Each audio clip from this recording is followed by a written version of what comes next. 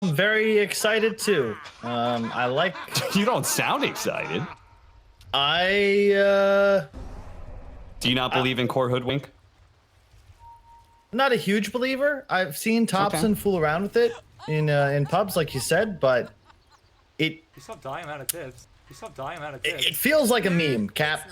When I see him play it, and the thing is, I will say, I remember talking with Moon Meander shortly after being kicked. We were talking about building a team. We were actually thinking about Thompson, thinking about Anna, specifically those two. And I watched Thompson play on his stream. I watched him his replays, and I said, legit, verbatim to Moon Meander, we can't play with this guy. He doesn't know what he's doing. He's only playing meme heroes. Then he won 2 TIs. So, I don't know. I don't know, Cap. Holy We'll have to find out. Dude, that curse has been around for years. Holy crap, you weren't even talent. And it worked. The battle begins. I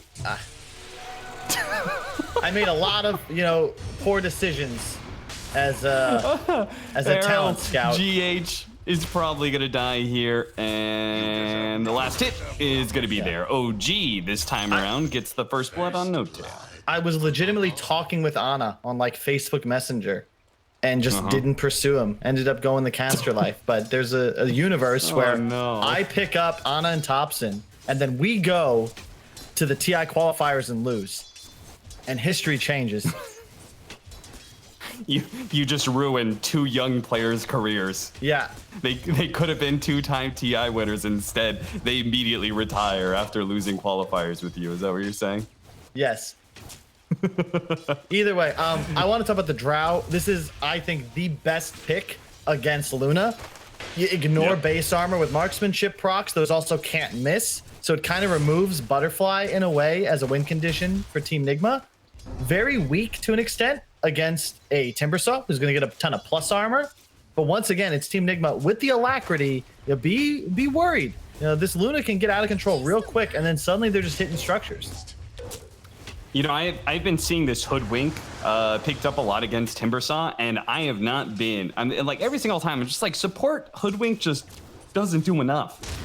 Plus, you're being countered half the time. Arrow on point. ILTW is going to fall 2-0 already for OG as Saksa continues to be on point. He did a great job with the Nyx Assassin game, even if they lost 2 arrows now already, securing 2 kills for OG. This man's a monster. Indeed. I mean, he's been one of the more I feel like what's crazy is you think about the pedigree of a lot of these players. From watching them over the last few weeks, it really feels like Saksa, the only player on OG without a TI win, is the most consistent, like by far. And I think the same goes for Team Nigma with ILTW. Yeah, I mean, I think it says a lot when, Jarek's does this whole thing where he kind of comes back, and I did not see like a mass clamoring. Of course there was people in comments, like, oh, Sux is getting replaced and stuff, but I didn't see a fan base just clamoring for Jarex to replace Saksa because he has been performing so well for OG. Oh yeah. I mean, the fan base is upset with a couple of players. It should say something about how well he's played, that it's not him who's receiving that criticism. Same goes for ILTW. Saksa, okay, god damn it, dude. What Cap? Listen, I'm not gonna take any responsibility. This is your curse. I'm sorry. I don't know what I'm doing sometimes. It's just I start praising anybody and they immediately feed. I can't do anything about it. Maybe he just wanted to refill Thompson's bottle, because right now Miracle is being really messed up by Thompson's mid lane hoodwink. Look at this guy. Like, Miracle, he managed to cut down the tree. Nicely done there, but still 19-6 compared to 6-1. This is insane. Yeah, he was not ready for this. The Acorn shot pressure, and also an incredible attack animation for the hoodwink. You mean the projectile? I would say the animation is not great, but I will agree that the projectile is super fast. Oh, the bushwhack into the arrow. What? That was nasty. A bottom lane, they're going to try and chase down Sumail. The Timber Chain does finish him off. No Tail, just shy of having enough damage on the Purifying Flames to be able to kill Mind Control. So he's just going to have to retreat.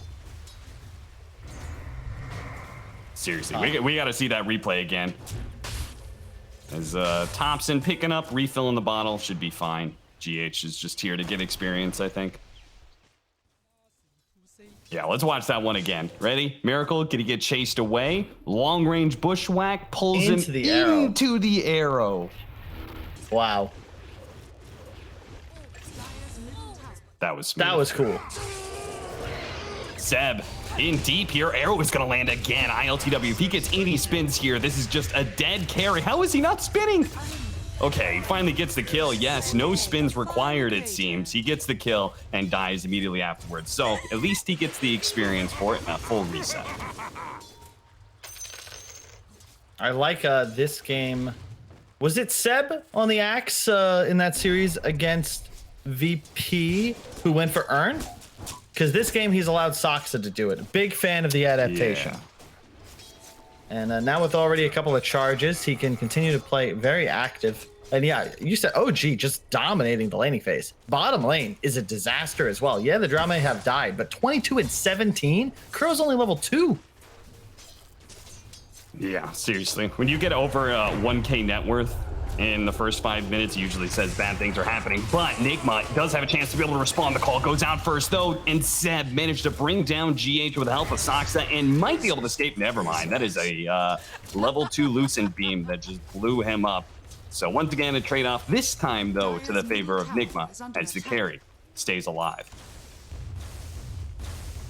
We'll see. The thing about Hoodwink, from what I've seen, the hero can be very dominant throughout the mid game, and then late game, it's very feast or famine. You know, Thompson, you'll have incredible bursts at all phases, but it's certainly a squishy hero, and the builds I've seen him go are very damage oriented. No Tail, caught out by the rotation of GH. That was just, you know, sometimes a tri-lane shows up, and if the support dies, that's okay. As long as Sumail is still able to keep farming, it's all good. Nice, Bushwhack does manage, drops that one a little bit too early there. Thompson threw down the sharpshooter for almost half a beat there, and it did hardly any damage. GH does manage to survive in what should have been a guaranteed kill. That's Thompson's trying to get elected, but nice word from Nigma there on the high ground. They're gonna spot out these movements, because if he does end up getting behind the Timbersaw bottom, especially because his ultimate does apply the break, it's pretty much just 100% dead MC. They're gonna need an earlier Lotus Orb than usual just to cleanse off the Hoodwink break applied from the ultimate. It's very effective against Luna as well. Okay, so interesting story as we're going to watch this replay. I saw this recently. You can actually charge up Sharpshooter and throw your other abilities out. So surprisingly, Thompson, who's like a Hoodwink master, I feel like kind of made a mistake in not charging up the ultimate first and then throwing out Acorn Shot. Nice shackles here. Kuro coming in from behind, but they actually can't do anything. They know TPs are coming in. Thompson is going to be able to route Kuro, and if the arrow lands, they might be able to get a little bit more. Soxa not throwing it out, though. The rest of Nigma is here, even as they lose their captain, still looking for a bit of aggression. Thompson hiding in the trees, waiting for an opportunity, gets off the bushwhack onto ILTW with the arrow follow-up, as well as the sharpshooter. He's trying to bounce back to the other side of the trees, almost killing ILTW. Not quite enough with the nuke coming in from the Oracle. Soxa trying to run away from GH. GH finds him in the trees, but the bushwhack. Wait, what? How did he get a hit off? I thought he was stunned. What? No, I know what happened. Kyle. What happened? He was bushwhacked. The silence pushed him, and I think it cut down the tree, allowing him to get off an auto attack. We're gonna run it back. Hang on. Dude, I hate that bushwhack works that way, man. Hit him okay, once. One hit. Bushwhack grabs him. The tree. Wait, what? All right. That's an interaction right there. All right, let's head back into the game as we're going to watch Seb being run down as the Axe right now. Tornado not quite clipping No Tail, and looks like they may be running a bit shy of damage. Chops and putting himself forward. Nice two-man bushwhack into the call as well. A huge wombo combo from OG that should have got 2 kills, and he does. Sharpshooter on point. Miracle dies. That keeps charging through the sleep? Yes, you could be stunned and it just keeps on charging up. You can't change the direction it fires. It'll actually go off by itself if you reach down to the end of the timer. Okay, well, off to a great start, OG. Check out the net worths. They are coming back with a vengeance. A much more aggressive game than the previous, and I think a lot more suited to OG as they continue. They'll have kill threat. I feel like that was a big part of their game plan that was missing in the previous. Was really just a Nyx assassin that was capable of getting anything done. Team Nigma, do they have any ancient stacks up? Does not look like it.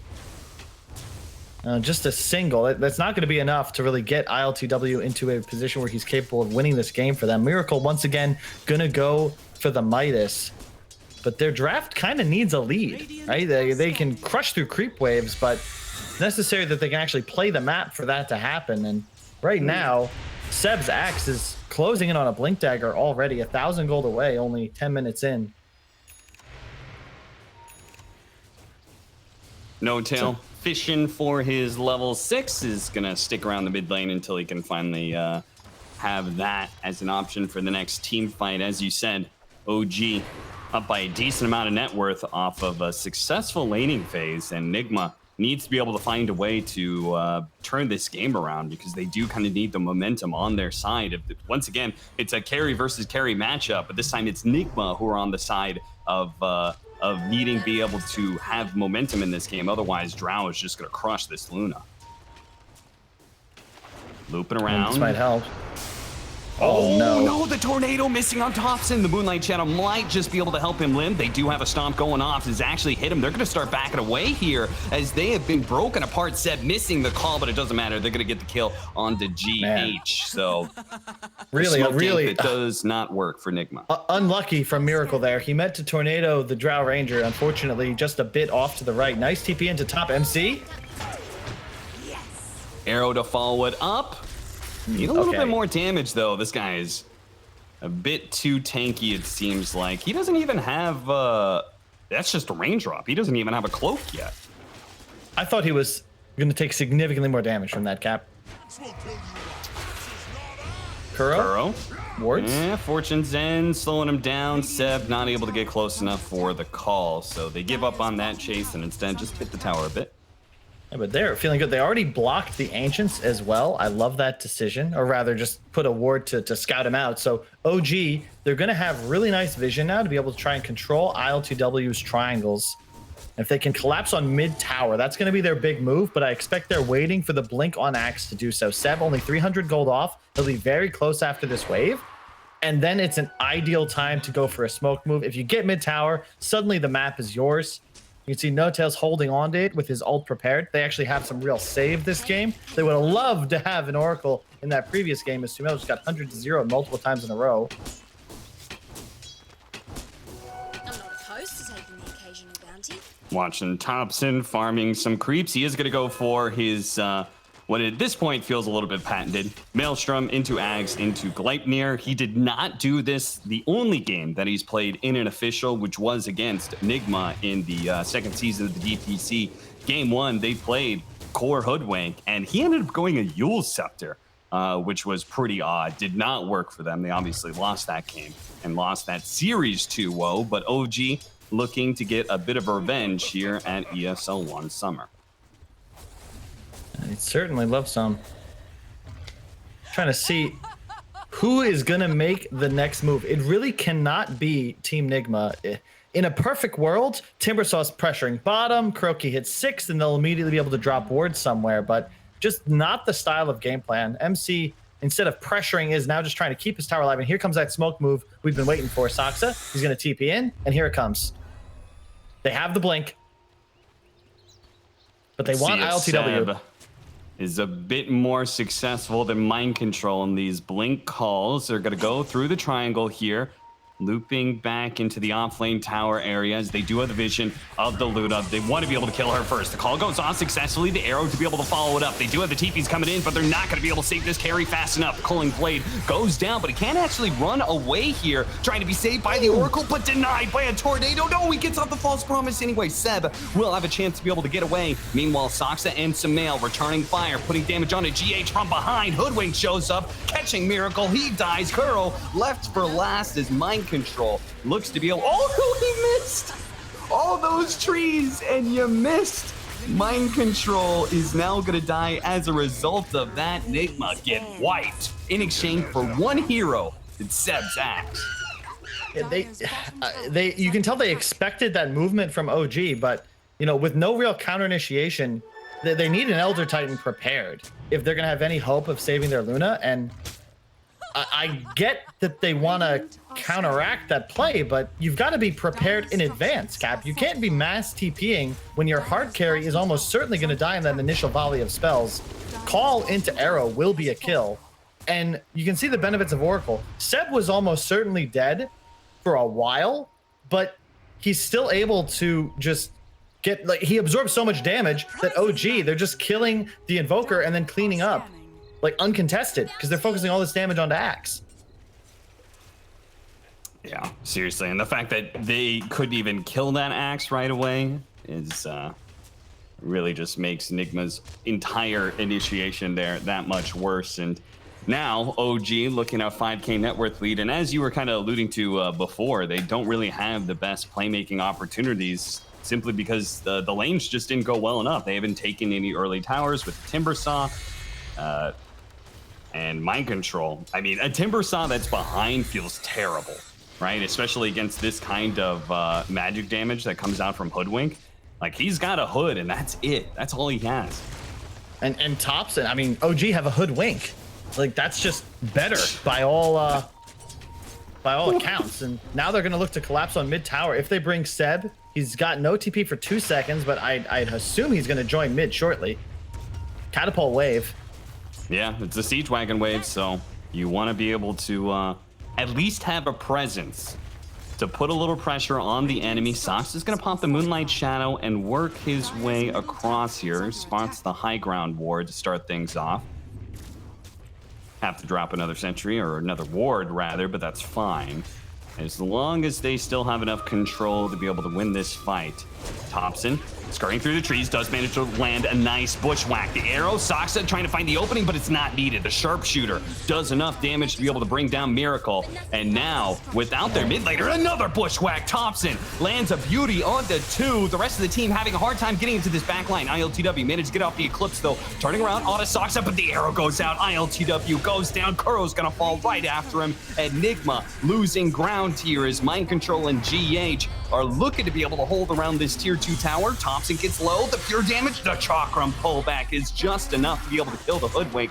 Now Mind Control pushes forward. He may have lost this team fight, or Nigma may have lost this team fight, but he is trying to rectify things. But a turnaround, Seb managed to get the call onto GH, leading into the air once again. Mind Control putting out the damage, but he's having a hard time being able to burst down this axe, and now has to run away from the rest of OG as they look to pursue. Turn around, going for the axe. Not quite good enough. Mind Control. Seb dancing around the opposing offlaner, successfully stays alive, and they win a massive team fight. Hey, let's find another kill. This time Kuro is not only going to lose his life, but lose the ward that he just laid down. Now, this is when OG looks good, Cap. Just pure chaos. Hoodwink with an arcane rune, just casting spells constantly. Immediately Miracle dies. No save on the side of Team Nigma. So there's literally nothing they can do as OG just casts spells from a volley around the Invoker. GH is like trying to playing stop fast. people, They're gonna catch ILTW again. The arrow once again chained constantly. Sox's Mirana is such a terror in this game, and it's helped by the fact that Seb and Thompson are able to set up these arrows every single time. He doesn't need to aim. He's got stunned heroes from a long distance all the time. Yep. I mean, he's just following Thompson, really, and they're making it work. Seb, I think, has initiated less than this Hoodwink has, and shout out to No Tail as well. A much better performance on the Oracle. than that previous game. 3-1-16. He's been very active. You know, I mean, Soxa too, right? Really, just the support duo. Support duo plus Thompson, really shining. And Samael is just having a free game. He just shows up to the occasional team fight. He throws out the multi-shot. That is the interesting thing about this lineup, right? It's such long-range distance damage, right? They're just like multi-shot. They throw out the acorn shot, the bushwhack, arrow coming out. Like, they can kill heroes without getting near Nigma. They could throw it all from like 1,000 range plus. And it means that Seb is free to kind of be that second or third jump. He doesn't have to be relied upon to find kills. And Thompson's also able to play in these corners. Team Nigma, another issue is that they don't really have great catch. It's a tornado perhaps from their Invoker or a Hex from Kuro, but this is a 5-position Shaman. He's not had the greatest game. And Hoodwink is running through the trees. It feels like at this point, Kyle and Nigma have to just play for split push. I mean, I think they're down enough that I don't know if they can win team fights anymore. I don't think so either, Cap. And this is going to be a free tier 2, no glyph. So outpost control should come out after the 20-minute mark. Dire's top tower has fallen. Immediately, No Tail is on it. Nigma playing the other side of the map and aren't able to really do the same and pressure a tier 2. They're mostly just going to be playing off map as much as possible. But keep in mind, this draft from Team Nigma was supposed to be ahead. We saw something very similar, if not like the same style exactly, from Team Liquid in that tiebreaker at the major against Spirit. They were the ones up 8K. They go high ground and get wiped because of the drow damage from afar. This time it's OG's drow with the huge lead. And Nigma are gonna have some serious issues sticking to him. Kuroki is gonna need to get like picture perfect initiations, a stomp onto the back lines. But I worry about their damage output even. Without the levels of Alacrity, does ILTW really deal enough damage? And can he deal damage without a BKB? He's still the full item away. To add to what you're saying about the fact that Nigma needs to be the one ahead because Drow does have that late game advantage, win probability is up to 94% for OG. Really? Yeah, they're saying that like this game is close to being totally over. And you could see Nigma not feeling confident about team fights. And I'm not confident about, even if they do get that Cataclysm, how do they get that AoE disabled, right? Look at their heroes. It's entirely up to Miracle to land it all with the tornado, but Miracle may not even get that Aghanim Scepter as he's picked off by Seb. He has a Manta already. Like, this is the OG macro that I'm glad to see them go to when they have this huge lead. Because Thompson now doesn't really have to worry about lanes too much because Drow and Axe can take care of it. He's just constantly off map. And I think we brought this up a couple of days ago, but I was talking to Fogged and he immediately watched the replays of the major finals, and he said the big thing he took away was how well PSG LGD played the map. They were never showing on vision, and it just means it's so hard, in this case it was EG, to play Dota. And it's the same here for Team Nigma. Look around the map. They don't have vision. Thompson is not showing. So where are you supposed to play Dota? Like, how do you actually venture out onto the map to acquire gold? Yeah, and as a result, the map is getting smaller and smaller and smaller. Because they can't play out in the side lanes, the creep wave is pushing into them, which allows OG to be able to rotate faster and faster. As ILTW going to show himself here in the bottom lane. A lot of Nigma heroes playing behind him. But OG is beginning to make their way across here. Seb's just going to throw in the illusions. Miracle with the Ghost Walk is going to get somewhere deep into the jungle, and I'm going to farm some neutrals, maybe cut a creep wave or something, but it's all guerrilla warfare here. Dire's bottom tower is under attack. And Miracle trying his best. Bots, kind of a desperation move. Doesn't help his team too much in terms of the 5-on-5 engagement, but the big issue is just getting onto the map at all, and this allows him to at least shove side lanes. He's right under a ward right now, and OG, they've know he's teleported there. They're beelining for him. Yeah, most likely running after him. Yule Scepter, as long as he gets clear of the creeps. Oh no, the creeps blocked it, but Bushwhack is there. The Sharpshooter does almost enough damage to two-shot him, and No Tail there to deliver the final killing blow. 24-8, 11,000 net worth now as OG continue to dominate this game too. What a comeback from them in this series. They, I thought maybe they'd just get 2-0'd after a rough game one. This is the thing, Cap. We are not operating on the same wavelength as Thompson, okay? It just, you'll never understand it, okay? He is the embodiment of memes. He plays heroes that shouldn't be good, but looks great on them. Like Thompson DK, I'm not worried, okay? Thompson decides he's gonna play Ogre mid, I'm terrified. You saying Thompson can see into the 5th dimension? He's the indigo child? All I know is OG, TI8, TI9, they're dominant. A big part of that were the new strategies, right? The new heroes. Like nobody saw Anna's carry Wisp coming, and no one else could really play it the same way. So the question is, will they, like, is this Hoodwink the real deal? And do they have something left in the bag? Because it looks like we're going to game 3. Yeah, it certainly does look like that. Nigma is just trying to stall at the game at this point in time and wait for that high ground push where maybe they can get the Aghanim Scepter up on Miracle. Some big Cataclysm play would turn the game around. But speaking of an Aghanim Scepter, that's Hoodwink, who now has his. So look out for that boomerang. Increase, just, you know, another nuke to throw around, increasing the spell damage that's coming out. So now the sharpshooter can literally one-shot people. And then on top of that, it actually lowers your status resistance. So when you get hit by that arrow, when you get bushwhacked, boomeranged, and then you get hit by the arrow, it's lasting forever. As Yule Scepter, arrow, nope, silence instead. Put out onto Kuro. Kuro's gonna die almost immediately, and Nigma not going to try and respond. They are cowering inside of their base currently. And they're still looking to make the play. I mean, if you see an Eon disc on mind control, you know you're in a pretty bad spot. But BKB, all they need is the Aghanims on Invoker. Is that all they need? Like, what stuns? Maybe a bit more. Last time they had Axe Blink Dagger with the call that guarantees lands the Cataclysm. Okay. Who's making that stun this time around? All you need, Aghs Invoker, GH. Okay.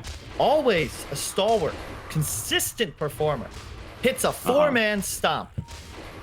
Times the Earth Splitter. As the Cataclysm comes out, immediately deletes OG's heroes. They then take back the map. They get wards down, and they get Roche. By the way, speaking of the map, look at the sentries from OG. Like, they are playing, like, if you swap to Nigma's vision right now, they see nobody. They see nothing. The whole map is just darkness, and it's very scary for them to even make this. They're just blind, charging forwards with nothing but hope in their hearts. Yeah, they're gonna lay out a ward now. Spotting Thompson, this would be a really good kill to have. He doesn't have BKB, but at the same time, the False Promise is ready to go from No Tail if needed. The call does manage to grab the Timber Saw, but not much more than that. ILTW charging forward with the Eclipse, trying to push out the damage. Thompson lands the hit onto Miracle. He killed him with the Sharpshooter. False Promise saves him, and now with that double damage, he's gonna lay in some damage onto the Timber Saw. They're gonna catch up to ILTW, who gets called and pulled into the tier 1 tower radius, and he's got nothing to do but hit the tier 1. He kills the tower, but does die in the process. Unbelievable. The damage from that Hoodwink. I want to see that back. I think he even got the kill off screen. Nobody could expect that much damage to come into the Invoker. Nice double leap into Yules. Yep, they're gonna be able to kill Kuro as well. 4 dead on the side of Nigma now as OG.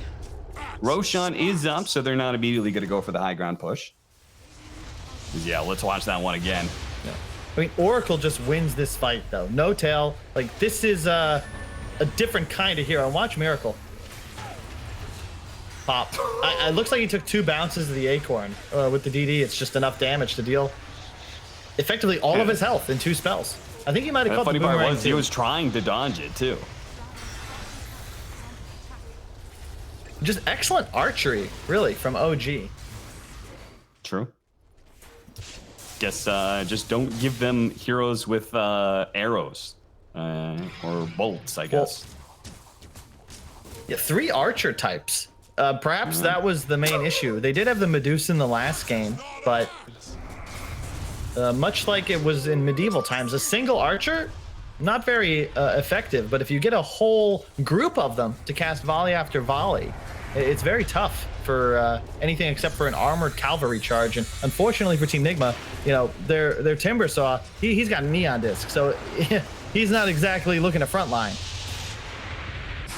Yeah, he's not feeling too good about the state of this game, nor is the rest of Nigma, as Thompson just gonna throw out a cheeky sharpshooter and does 2/3. Oh god, the arrow almost landed on Kuro as well. Dire's structures are fortified. They've got the cheese and they've got the false promise, so they can pretty freely put somebody on the front lines. In this case, it's Samael and Thompson, actually. Thompson's not afraid one bit, apparently. They got cheese. They've got Aegis. They got a Scotty on Sumail. Like, how does, like, forget the base. They're hiding under tier 4s. Yeah, seriously. That Drow Ranger is actually increasing Thompson's damage by quite a lot when he's throwing out these acorn shots. Another sharpshooter. This one whiffing a bit. He does get Yule Sceptered here. No Tail is here to be able to get the save and a call from Sim. A 3-man call that demolishes Nigma, and the rest of their allies will fall as well. That's a team wipe. They've got Kuro to buy back, but nobody really else left. GG is called. We are going to a game 3 between the two TI9 finalists. I love it, Cap. I love it. This is the first smile I've seen out of the Flower Boy in some time. He had promised not to cut his hair